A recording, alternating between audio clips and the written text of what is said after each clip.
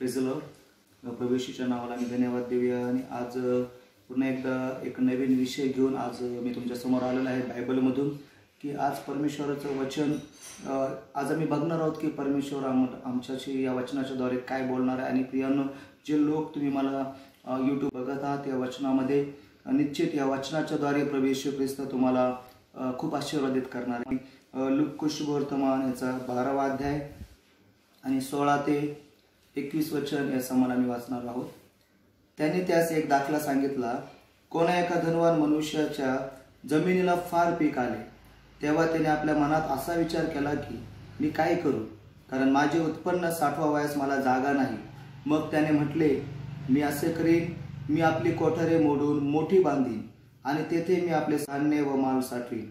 मग मी आपल्या जीवाला म्हणेन, हे जीवा, तुला पुरेल इतका माल ठेवलेला आहे, विसावा घे, खा पी, आनंद कर।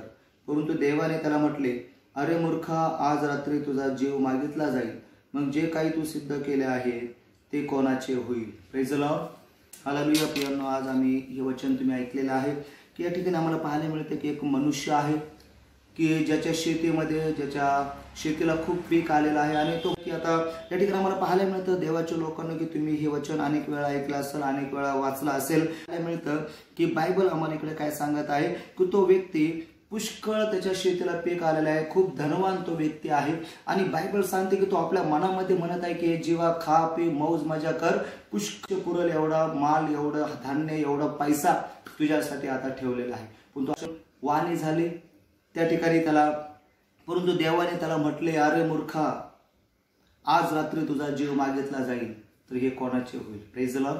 देवाच्या लोकांना बायबल सांगतं मार्को शुभवर्तमान याचा 8 अध्याय आणि 36 वचनामध्ये जर आम्ही बघितलं तर तिथं परमेश्वराचं वचन आम्हाला स्पष्ट सांगतं की मनुष्याने सर्व जग मिळवलं आणि आपला जीव गमावला, आपल्या आत्म्याचा नाश करून घेतला, तर त्याला काय लाभ। मार्को शुभवर्तमान याचा 8 अध्याय आणि 36 वचन तुम्ही वाचू शकता की त्या ठिकाणी स्पष्टपणे परमेश्वराचं वचन आम्हाला सांगतं की मनुष्याने सर्व जग मिळवलं, परंतु आपल्या आत्म्याचा, आपल्या जीवाचा नाश केला, तर त्याला काय लाभ। आज आम्ही बघतो प्रियांनो की आज मनुष्य जिवंत आहे किंवा आपण जिवंत आहोत ही फक्त आपल्या स्वतःमुळं, किंवा आपल्याकडे खूप काही चांगल्या गोष्टी आहेत, किंवा आपण चांगलं खातो, किंवा आपल्याकडे भरपूर पैसा आहे म्हणून आपण जिवंत नाही देवाच्या लोकांना। तर बायबल सांगतं की आपण जिवंत आहोत त्या प्रभू येशू ख्रिस्ताच्या कृपेमुळे, त्या देवाच्या कृपेमुळे। बायबल सांगतं आम्हाला विलापगीतचं पुस्तक 3:22 वचनामध्ये की आम्ही भस्म झालो नाही, ही परमेश्वराची दया आहे।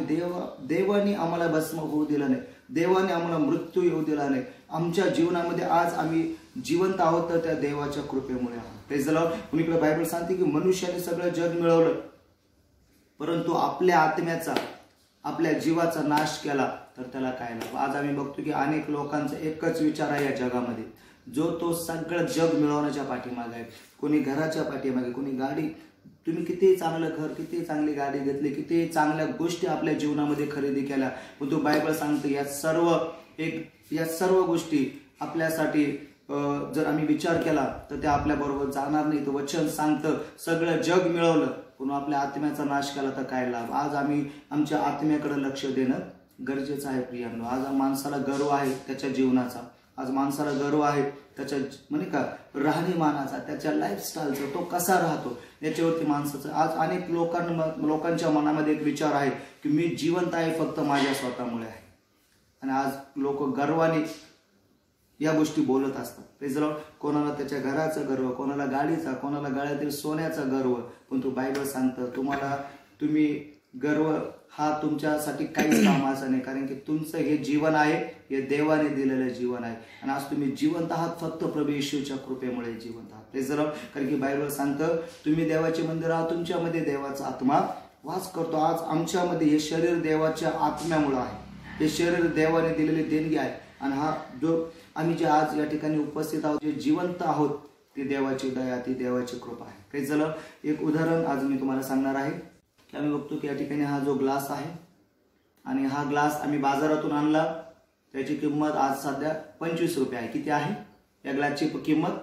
25 रुपये। पण तो हाच ग्लास आम्ही एखाद्या दारावर येणारा जो व्यक्ती असतो की तो भंगार खरेदी करणारा, त्याला जर हा ग्लास विकला तो याचे आम्हाला किती रुपये देणार? 5 रुपये किंवा 10 रुपये देणार. Praise the Lord. परंतु या ग्लासची किंमत आज आम्हाला वाढवायची आहे आणि ती किंमत आम्ही कशी वाढवणार? Praise the Lord. हालेलुया. या ग्लासाची 10 रुपयाच्या वरती किंमत वाढू शकत नाही. पण तरी पण आज मी तुम्हाला या वचनातून दाखवणार आहे की या ग्लासची किंमत काय होणार आहे? वाढणार आहे. हालेलुया. आता हा ग्लास किती रुपयाला आहे?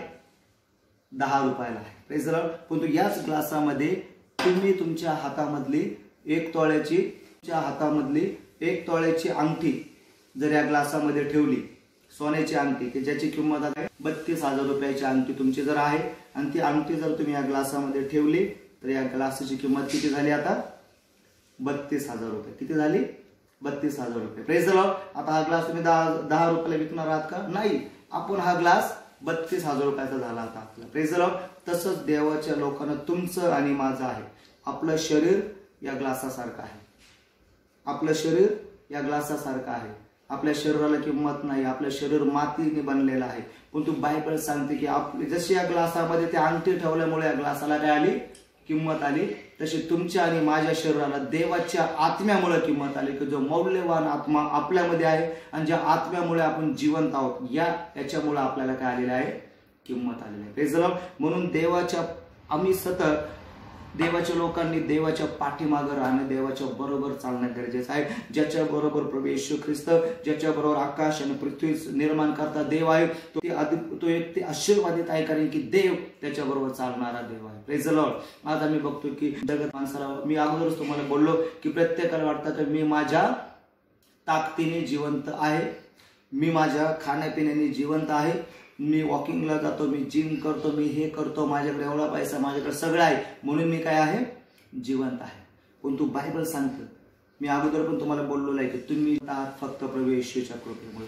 जर आज आम्ही बघतो की एखादा व्यक्ती आजारी आहे, त्याला मोठा अटॅक आलेला आहे, त्याला हॉस्पिटलमध्ये नेतात आणि ज्यावेळेस त्याला तो अटॅक येतो, ज्यावेळेस त्याला तो त्रास होतो, त्यावेळेस तो नॅचरली श्वास घेऊ शकत नाही. त्यावेळेस डॉक्टर त्याला आयसीयू मध्ये ठेवतात आणि मग त्याला कृत्रिम श्वास चालू होतो. पण तो आम्हाला पाहायला मिळतं की तो कृत्रिम श्वास तुम्हाला फ्रीमध्ये मिळत नाही.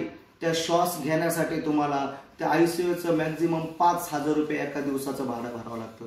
आणि जर तो व्यक्ती तिकडे ऍडमिट आहे, 10 दिवस आयसीयू मध्ये आहे, तर त्याला 10 दिवसाचे 50,000 रुपयाचं बिल त्या हॉस्पिटलला द्यावं लागतं. परंतु तुम्हाला त्या हॉस्पिटलमध्ये ज्यावेळेस ते बिल तुम्ही भरता, ज्यावेळेस तुम्ही पैसा तो देता, त्यावेळेस तुम्हाला तो ऑक्सिजन किंवा तुम्हाला तो श्वास मिळतो. म्हणजे तो श्वास तुम्हाला फ्रीमध्ये मिळत नाही, तर त्या हॉस्पिटलमध्ये तुम्हाला पैसे भरावे लागतात, त्यावेळेस तुम्हाला श्वास मिळतो. आज मला या उदाहरणातून तुम्हाला सांगायचं आहे की जन्मल्यापासून आत्तापर्यंत तुम्ही जो श्वास घेत आहात त्याच्यासाठी तुम्ही किती पैसे दिले देवाला? दिले का? नाही. सगळ्याचं उत्तर नाही असणार आहे. म्हणजे आज तुम्ही जे जिवंत आहात ते देवाच्या कृपेमुळे, कारण हा जो श्वास तुम्ही घेत आहात तीच देवाची कृपा आहे. जर देवाने श्वास बंद केला तर आज आम्ही काहीच करू शकत नाही. म्हणून आज आम्ही हे वचन अगोदर वाचलं की अनेक लोकांना वाटतं की माझ्याकडे पुष्कळ काही आहे, म्हणून ह्या मूर्ख मनुष्यासारखं अनेक लोक बोलतात की बाबा खा पी मौज मजा कर, पुष्कळ वर्ष पुरेल एवढा माल तुझ्यासाठी साठवलेला आहे. परंतु देवाच्या लोकांनो, या सगळ्या गोष्टी तुमच्यासाठी देवापासून दूर जाण्यासाठी कारणीभूत ठरू शकतात. तुम्ही देवाच्या पाठीमागे चाला, तुम्ही देवाच्या बरोबर चाला, देवावरती आध्यात्मिक जीवन जागा, प्रार्थनेचं जीवन जागा. परमेश्वराचा हात जर तुमच्यावरती आहे तर सगळं जीवन सफल आहे तुमचं. आणि जर तुम्ही या गोष्टीच्या पाठीमागे लागलेले असाल आणि देवापासून लांब असाल तर निश्चित तुमचं जीवनामध्ये तुम्ही नाशाच्या पाठीमागे लागलेले आहात. Praise the Lord. जर आज आम्ही बघतो की मनुष्याला सगळं जग, शैतानाने आता जगात अनेक अशा गोष्टी निर्माण केलेल्या की ज्याच्यामध्ये मनुष्य गुंतले, त्याला देवाचे जास्त स्मरण राहत नाही, तो देवाबद्दल जास्त विचार करत नाही. मला तुम्हाला एक प्रश्न विचारायचा, प्रभू येशू ख्रिस्त म्हटला, आज आम्ही ते वचन वाचणार आहोत. योहान सुशुभवर्तमान याचा 14वा अध्याय आणि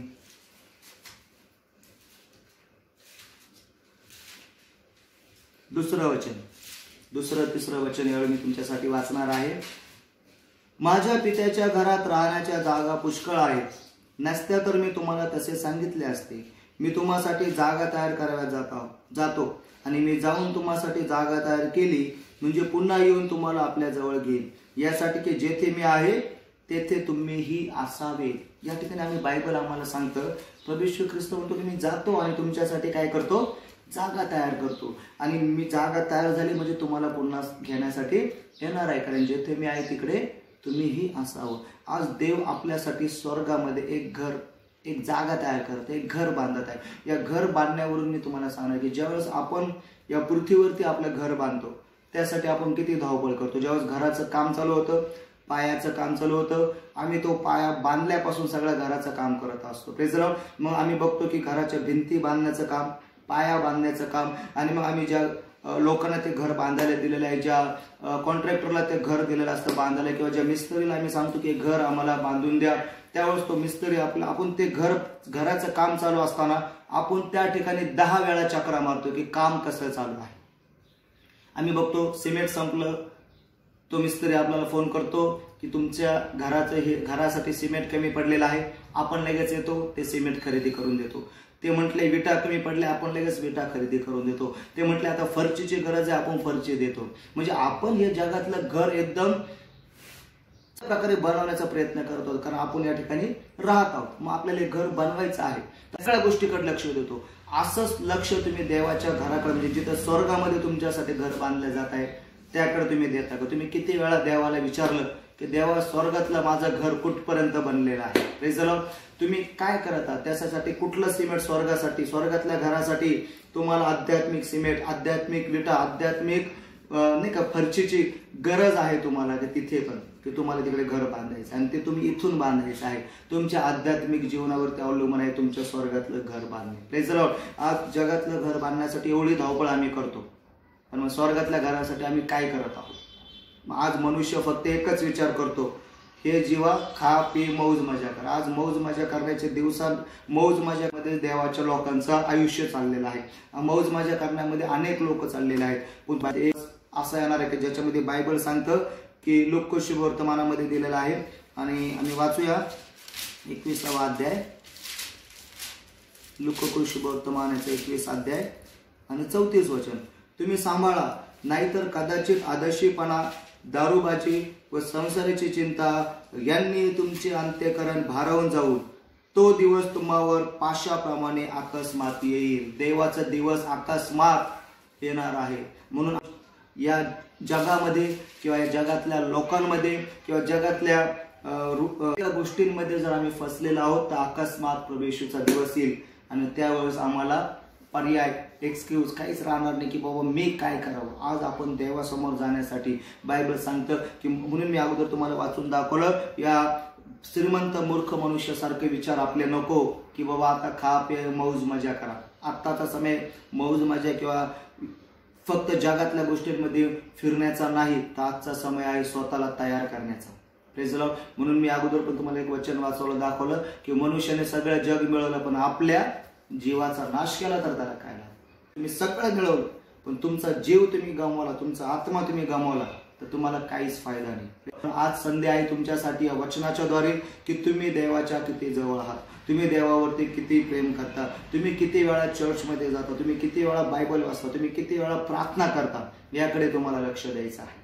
आणि जर तुम्ही करत नाही तर प्रियांनो, आजपासून जास्तीत जास्त देवाच्या सानिध्यात वाढण्याचा विचार करा, आणि ते स्वर्गातलं घर तुमचं कुठपर्यंत बनलं हे बघण्यासाठी देवाकडे प्रार्थना करा. आणि तुम्ही बघणार आहात तुमच्यासाठी देवाने किती अद्भुत घर त्या स्वर्गीय राज्यामध्ये बनवलेलं आहे. Praise the Lord. सो यावेळी मी प्रार्थना करूया आणि त्या देवाच्या नावाला धन्यवाद देऊया. सर्वजण आपले डोळे बंद करूया आणि असं मला प्रियांनो आपण प्रार्थना करूया. धन्यवाद परमेश्वर पिता, आम्ही तुला धन्यवाद देतो स्वर्गीच्या देवा, तुझी आराधना, तुझे गौरव करतो परमेश्वर पिता.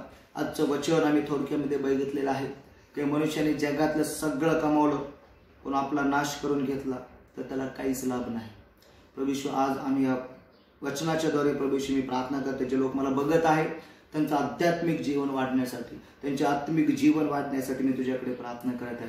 या प्रत्येक भावाला बहिणीला तू आज आशीर्वाद दे, त्यांचं आत्मिक जीवन मजबूत कर, त्यांना तुझ्या आत्म्यामध्ये वाढव, अभिषेकामध्ये. या समाला जे आजारी आहेत, जे मला बघत आहेत, तू त्यांना स्पर्श कर. सर्व प्रकारचे आजार, सर्व आधी येशू ख्रिस्ताच्या नावाने निघून जाऊ. त्यांचा आत्मिक जीवनामध्ये अडखळ बनणार हर एक अंधकाराचं कार्य येशू ख्रिस्ताच्या नावाने निघून जाऊ. आणि या प्रत्येक भावाला आणि बहिणीला प्रभू येशू तू आशीर्वाद दे। या शेवटच्या काळामध्ये जगाशी समरूप होऊ नये तर तुझ्या बरोबर तुझ्या इच्छेप्रमाणे चालावं असं कार्य प्रत्येक बहिणीला आणि भावामध्ये तू कर। तुझ्याच नावाची महिमा तू कर प्रभू येशू। तू सर्व प्रार्थना ऐकलीस आणि तुला धन्यवाद देत प्रार्थना प्रभू येशू ख्रिस्ताच्या नावात करतो म्हणतो ऐकता आमेन। Praise the Lord. आजचं वचन तुम्हाला कसं वाटलं तुम्ही खाली कमेंट्समध्ये आम्हाला सांगा की या वचनाच्याद्वारे तुम्हाला देव तुमच्याशी काय बोलला हे तुम्ही कमेंट्समध्ये टाकू शकता। त्याचप्रमाणे आमचं चॅनल पास्टर पीटर बनकर हे चॅनल तुम्ही सबस्क्राईब करा। त्याचप्रमाणे हे अनेकांना शेअर करा की ज्याच्यामुळे त्या वचनाच्याद्वारे लोकांना आशीर्वाद मिळेल। Praise the Lord. गॉड